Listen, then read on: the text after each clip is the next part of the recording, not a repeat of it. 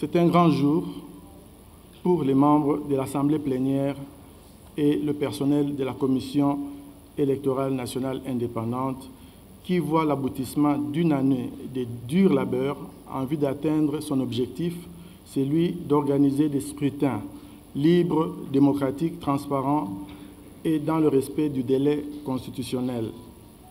Investi 28 mois après la fin du mandat du bureau précédent, nous n'avons pas considéré cet handicap majeur comme excuse pour traîner le pas. Nous nous sommes aussitôt mis au travail en commençant par une analyse objective de la situation générale de notre institution et du contexte électoral. Nous avons remobilisé nos agents et cadres parce que seules des ressources humaines motivées peuvent nous permettre d'atteindre nos objectifs. Notre credo est celui de placer le personnel de la CENI au cœur de son action. Nous avions en même temps entrepris des réformes pour placer la femme à parité avec l'homme au sein de notre institution. Aujourd'hui, la CENI est fière de compter la première femme secrétaire exécutive nationale adjointe, une directrice adjointe de la logistique. Petit à petit, les femmes de la CENI sont en train de briser le plafond de verre. Par la suite, les membres de la CENI se sont attaqués aux lacunes constatées dans l'exécution des différentes opérations électorales des cycles passés.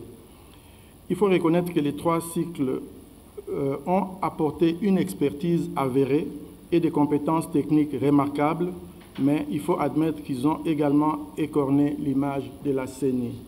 Raison pour laquelle mon équipe et moi avons, dès notre prise de fonction, travaillé à améliorer cette perception négative du travail de la CENI et sommes inspirés par une nouvelle vision, celle d'une CENI de standard mondial qui imprime une culture démocratique pérenne en RDC. Dans un souci de transparence, la nouvelle équipe dirigeante de la CENI a mis en place et opérationnalisé 2 grandes cellules, la cellule de gestion et de passation des marchés publics et la cellule de contrôle interne et audit. Ceci dans le souci de corriger les erreurs du passé et renforcer la bonne gouvernance et surtout la crédibilité de notre institution. La cellule de gestion et de passation des marchés publics a permis à la CENI de lancer des appels d'offres internationaux ouverts à tous dans une procédure naturellement transparente basée sur des critères objectifs de participation et de sélection des différents fournisseurs et prestataires. Pour conforter sa pérennité, la CENI a procédé à certains investissements. Elle est aujourd'hui propriétaire de son siège national, c'est-à-dire ici, et a acquis à Kinshasa un entrepôt central de 26 000 mètres carrés. Concernant les opérations, la CENI a mené à terme l'actualisation de la cartographie des centres d'inscription et qui est un préalable à l'opération d'identification et d'enrôlement des électeurs. Mesdames et messieurs, le 3 février 2022, soit 4 mois seulement après notre prise de fonction, nous avons publié la feuille de route du processus électoral 2021-2027. À cette occasion, nous avons mentionné les risques qui pourraient entraver la mise en œuvre des différentes opérations électorales. Il est donc utile, à la publication du calendrier électoral, de rappeler ces contraintes qui ne retirent rien à la ferme volonté et à la détermination des membres de la CENI de tout mettre en œuvre pour organiser des scrutins dans les délais constitutionnels. La CENI pense être en mesure de surmonter ces défis avec l'aide de toutes les parties prenantes au processus électoral. Le premier défi est de nature financière, avec d'une part la nécessité de garantir son autonomie financière et donc son indépendance, et d'autre part le respect des délais de décaissement de fonds des opérations. Les contraintes légales figuraient parmi les risques dégagés lors de la publication de la feuille de route. Durant la récente session parlementaire, les 2 chambres ont procédé à l'adoption de la loi électorale, laquelle, par la suite, a été promulguée par le président de la République le 29 juin 2022. Nous apprécions cette promptitude. À la suite de cette promulgation, la CENI s'est dotée des textes réglementaires communément appelés mesures d'application sur la base de cette nouvelle loi électorale. Le dispositif juridique sera complet avec la loi portant répartition des sièges, sans laquelle la CENI ne saura convoquer l'électorat des différents scrutins prévus dans le présent calendrier. Le troisième défi de taille est l'insécurité persistante dans certaines parties du territoire national et qui pourrait avoir une incidence sur le bon déroulement des opérations électorales. Il est évident qu'aucune opération ne peut être réalisée à bon escient sans sécurité des électeurs, des compétiteurs, des agents électoraux, du matériel et des sites des opérations.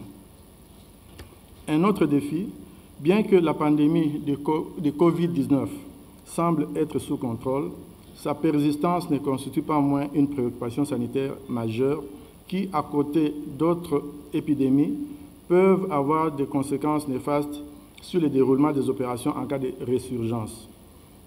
Dernier défi à relever par la CENI, et non des moindres, est celui lié à la logistique des opérations. En effet, il s'agit précisément de l'inexistence de certaines infrastructures de transport de base, telles que les infrastructures routières, aériennes, ferroviaires et fluviales. Faute de temps, la majorité du matériel électoral va être essentiellement acheminé par voie aérienne, avec pour conséquence une augmentation exponentielle des coûts. Tous les défis ci-dessus énumérés peuvent, s'ils ne sont pas surmontés, influer négativement sur l'exécution du calendrier électoral. C'est ainsi que la CENI invite solennellement les institutions du pays et les parties prenantes à s'impliquer avec responsabilité dans la conduite du processus électoral en cours afin de garantir son plein aboutissement. Je tiens à réaffirmer à cette occasion que le glissement ne fait toujours pas partie de notre vocabulaire. Dans un mois, nous allons démarrer l'inscription des électeurs dans la première ère opérationnelle et va durer 30 jours. La CENI a développé des outils pour faciliter la tâche à la population de s'enrôler dans le temps. À l'instar d'autres pays africains qui le font en très peu de temps, nous allons nous défier collectivement pour réaliser cet exercice en 30 jours par ère opérationnelle. Et cela n'est pas du tout impossible. La CENI veut changer de paradigme pour s'aligner sur les bonnes pratiques électorales internationales et continentales. Il est temps, et il appartient donc à toutes les parties prenantes de jouer leur rôle dès le mois prochain dans la mobilisation des électeurs.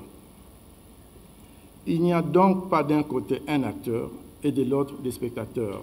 Nous formons tous ensemble une même équipe.